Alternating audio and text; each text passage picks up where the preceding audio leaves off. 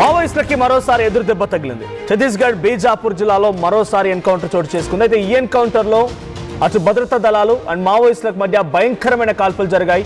ఈ కాల్పుల్లో పెద్దగలూరు అటవీ ప్రాంతంలో చోటు చేసుకున్నాయి. So Maoist commander Udham Singh స్పాట్లోనే మరణించారు. దండకారణ్యంలో కొనసాగుతున్న సెర్చ్ ఆపరేషన్.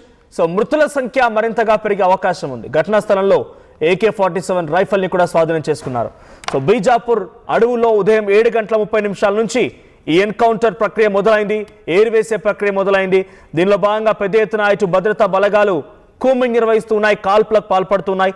ఈ కాల్పుల్లో 7:30 మొదలైనటువంటి ఈ కాల్పుల్లో ఇప్పటికే ఆ ప్రాంతానికి సంబంధించి మావోయిస్ట్ కీలక నేత ఉధమ్ సింగ్ చనిపోయినట్టుగా నిర్ధారించారు. అయితే 7:30 ప్రారంభమైనటువంటి కాల్పుల్లో కొద్దిసేపు వరకు బలగాలు పెద్ద ఎత్తున కాల్పులు నిరంతరంగా అంటే కంటిన్యూస్గా ఇక బుల్లెట్స్ వదలడం మొదలుపెట్టారు.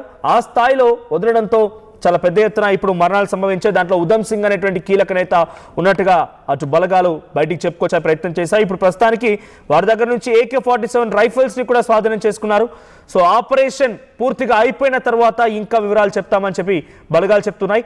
సుక్మా జిల్లాలోని గోగుండ కొండపై రామన్న స్మారక చిహ్నాన్ని కూల్చివేశాయంట. ప్రస్తుతానికి బస్తర్ డివిజన్లో నక్సలైట్ వ్యతిరేక ఆపరేషన్లో ఈ భద్రతా దళాలు మరో ప్రధానమైనటువంటి సంకేత విజయాన్ని కూడా ఇక్కడ చూపించాయని చెప్తూ ఉన్నారు. సుక్మా జిల్లాలో గోగుండ కొండపైన రామన్న స్మారక చిహ్నాన్ని కూడా కూల్చివేయడంతో ఇదొక విజయంగా బలగాలు భావిస్తూ ఉన్నాయి. సో దాంట్లో ఉధమ్ సింగ్ అనేటువంటి వ్యక్తి మరణించారు ఎన్కౌంటర్లో.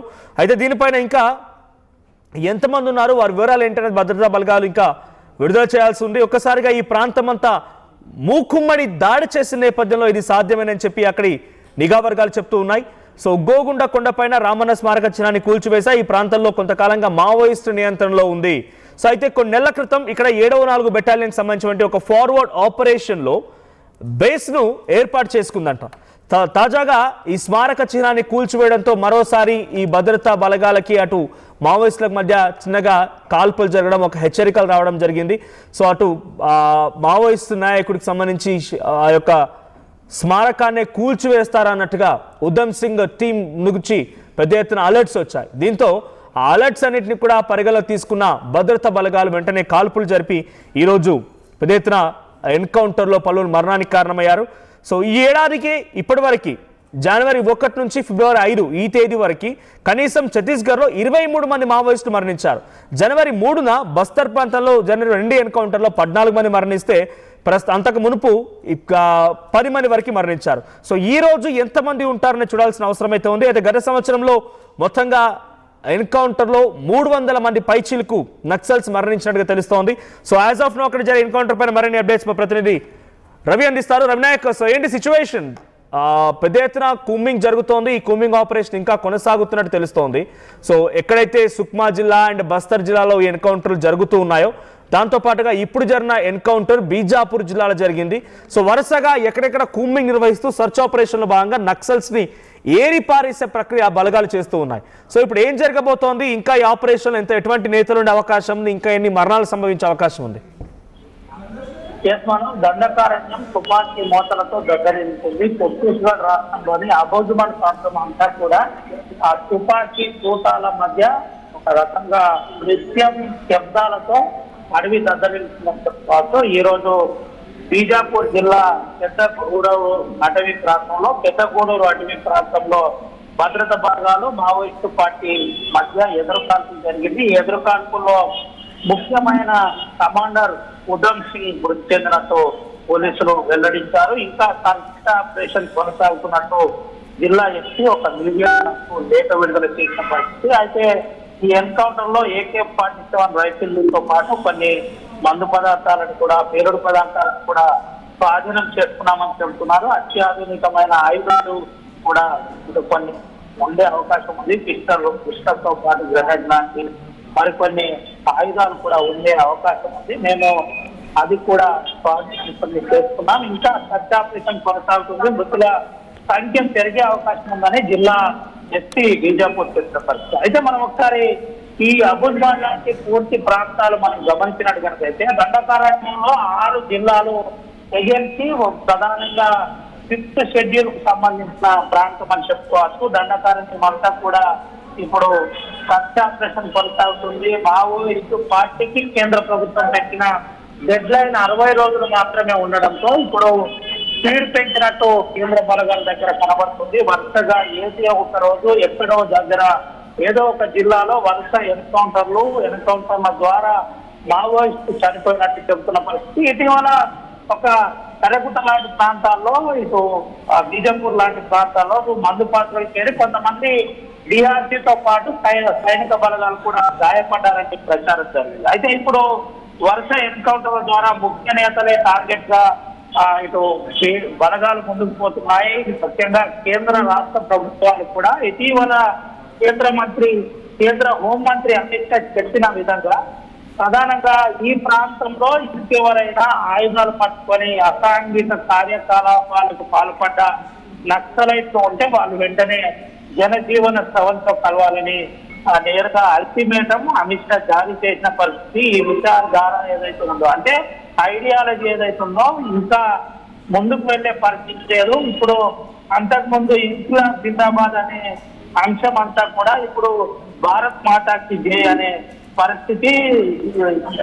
ఆ నినాదాలు దండకారణ్యం లాంటి ప్రాంతాల్లో కొనసాగుతుంది. గతంలో మావోయిస్టు పార్టీ తమ ఎజెండాతో నినాదాలు చేసేది, ఇప్పుడు అటువంటి పరిస్థితి లేదు. ఇప్పుడు మాదంతా కూడా, అంటే ఏదైతే దండకారణ్యం ఉందో అదంతా కూడా అభివృద్ధి దిశగా కొనసాగుతుందని కేంద్ర మంత్రి అమిత్ షా చెప్పిన పరిస్థితి. అయితే డెడ్ లైన్ దగ్గర పడుతుంది, 60 రోజులే ఉంది కాబట్టి ఇంకా ఎన్కౌంటర్ల ప్రక్రియ కొనసాగుతుంది. మరోపక్క మావోయిస్టు కార్యకలాపాలు కూడా ఇంకా ఉన్నట్టు, ఏదో దగ్గర ఆ మనుగడ ఉన్నట్టు చూపే ప్రయత్నం అయితే కొనసాగుతుందని చెప్పుకోవచ్చు. రైట్. సో ఇంకా ఈ కూంబింగ్ జరుగుతోందా? అక్కడ పోలీస్ నిఘా వర్గాల అంచనా మేరకి ఎంతమంది మావోయిస్టులు ఉన్నారు, వారంతా ఏ బెటాలియన్కి సంబంధించిన వారు, వాళ్ళు అటువంటి ఆపరేషన్ చేపడుతున్నారు? సో ప్రజెంట్ కూంబింగ్ ఎలా జరుగుతోంది? మనోజ్, బీజాపూర్, దండకారణ్యం, సుక్మా, కాన్కేర్, దీంతో పాటు మరికొన్ని జిల్లాల్లో, తెలంగాణ సరిహద్దు ప్రాంతంలో ఛత్తీస్గఢ్, ఇటు తెలంగాణ సరిహద్దు ప్రాంతమైనటువంటి ప్రాంతాల్లో కూడా వరుస కూంబింగ్ జరుగుతున్నాయి. బీఆర్సీతో పాటు ఎస్టీఎఫ్, సిఆర్పిఎఫ్, బిఎస్ఎఫ్ బలగాలు వరుస కూంబింగ్ కొనసాగుతున్న పరిస్థితి.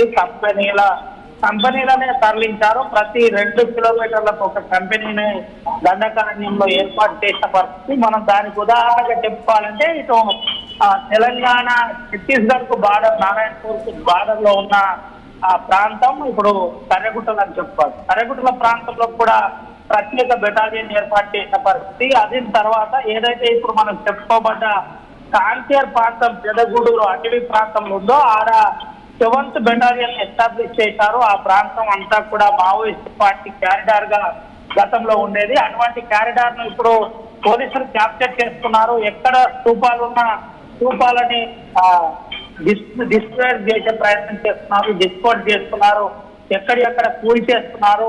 దీంతో పాటు ఎక్కడ మావోయిస్టు పార్టీ ఆనవాలు దండకారణ్యంలో కనబడకుండా జాగ్రత్త పడుతున్న పరిస్థితి కనబడుతుంది. ఇటు ఈ విధంగా ఉన్నప్పటికీ అయితే సమస్యలు ఎక్కడున్నాయో ఆ సమస్యలు పరిష్కారమయ్యే దిశగా చూడాలి. ఐడియాలజీ మావోయిస్టు పార్టీ తాత్కాలికంగా అంతమొందిస్తారేమో కానీ ఐడియాలజీ ఎవరు చంపలేరని ఇది ఒక రకంగా ప్రజా సంఘాలు వరుసగా ఆరోపిస్తున్నారు. మరోపక్క కేంద్ర బలగాలు డెడ్ లైన్ చెప్పిన విధంగా ఇంకా 60 రోజులు మాత్రమే ఉంది. ఆ 60 రోజులకు గాను స్పీడ్ పెంచినట్టు మనకు క్లియర్ గా కనబడుతుంది. మనం right. Thank you Ravinayak. So మొత్తంగా బీజాపూర్ జిల్లాలో ఉదయం 7:30 నుంచి పెద్ద ఎత్తున కాల్పులు జరుగుతున్నాయి. భద్రతా బలగాలు అండ్ మావోయిస్టుల మధ్య కాల్పులు జరిగే దాంట్లో కీలక నేత ఉధమ్ సింగ్ మరణించినట్టుగా తెలుస్తోంది. ఇంకా ఈ మరణాల సంఖ్య పెరిగే అవకాశం ఉంది. కేవలం ఈ ఏడాది జనవరి 1 నుంచి ఈ రోజు వరకు, అంటే సుమారుగా 30-35 రోజుల్లోనే 23 మంది మావోయిస్టులని హతమార్చారు భద్రతా బలగాలు. ఈ కూంబింగ్ కొనసాగుతోంది. మార్చి 31 కల్లా మావోయిజాన్ని లేకుండా అంతమొందించే లక్ష్యంగా కేంద్ర ప్రభుత్వం ముందుకెళ్తూ ఉంటే రోజు రోజుకి ఇంకా ఈ మావోయిస్టులకు సంబంధించి ఎదురుకాల్పులు పెరుగుతూ ఉన్నాయి. సో ఈ మావోయిస్టులని హతమార్చే పనిలో ఉన్నారు భద్రతా బలగాలు. సో ఈ ఫేక్ ఎన్కౌంటర్ల పేరిట చాలా మంది హతమారుస్తున్నారనేటువంటి మాట చాలా మంది మావోయిస్ట్ మద్దతుదారులు కానివ్వండి, లేకపోతే మావోయిస్టుకు సంబంధించి గతంలో కొన్ని లేఖలు కూడా విడుదలయ్యాయి. ఇప్పుడు జరిగేటువంటి ఎన్కౌంటర్ కూడా అలాంటివేనా? అలాంటి వాటిలో భాగంగానే భద్రతా బలగాలు మావోయిస్టులు లొంగిపోదామని వచ్చినా కూడా హతమార్చే ప్రయత్నం చేస్తున్నారా అనే రకంగా అనుమానం కూడా కలుగుతోంది వాళ్ళ లేఖల ఉద్దేశం చూసినా, గతంలో వాళ్ళు రాసినటువంటి లేఖలు చూసినా కూడా. సో ప్రస్తుతానికి బీజాపూర్ జిల్లాలో ఇంకా ఈ కూంబింగ్ కొనసాగుతుంది. ఈ మరణాల సంఖ్య పెరిగే అవకాశం ఉంది. సో 2 రోజుల క్రితం బస్తర్ అండ్ సుక్మా జిల్లాలో కూడా ఇదే స్థాయిలో ఎన్కౌంటర్ చోటు చేసుకున్నాయి. సో సుక్మాలో జరిగినటువంటి ఒక స్మారక చిహ్నాన్ని కూల్చివేత తర్వాత నుంచి మావోయిస్టులు మరింతగా ఈ భద్రతా బలాలపైన కాల్పులు చెప్పడం మొదలుపెట్టారు. కొన్ని బేసెస్ని ఏర్పాటు చేసుకున్నాయి భద్రతా బలగాలు కూడా. ఆ బేస్లో నుంచి ఇప్పుడు మావోయిస్టులని ఏరిపారేసేటువంటి ప్రక్రియ చేపడుతున్నాయి. సో గత ఏడాది నుంచి ఇప్పటి వరకు సుమారుగా 300కు పైచిల్కు మావోయిస్టులని హతమార్చినట్టుగా ఛత్తీస్గఢ్ భద్రతా బలగాలు చెప్తూ ఉన్నాయి. ఇంకా ఈ సంఖ్య పెరిగే అవకాశం కనబడుతోంది. ఈ వారం 10 రోజుల్లో మరొక బిగ్గెస్ట్ హ్యాపెనింగ్ జరగబోతుందన్నట్టుగా అక్కడ నిఘా వర్గాల నుంచి సమాచారం అందుతోంది. Local to global news at your fingertips. మీ చేతిలో ఒక ఆయుధం. Download R TV app. Media legend Ravi Prakash is back.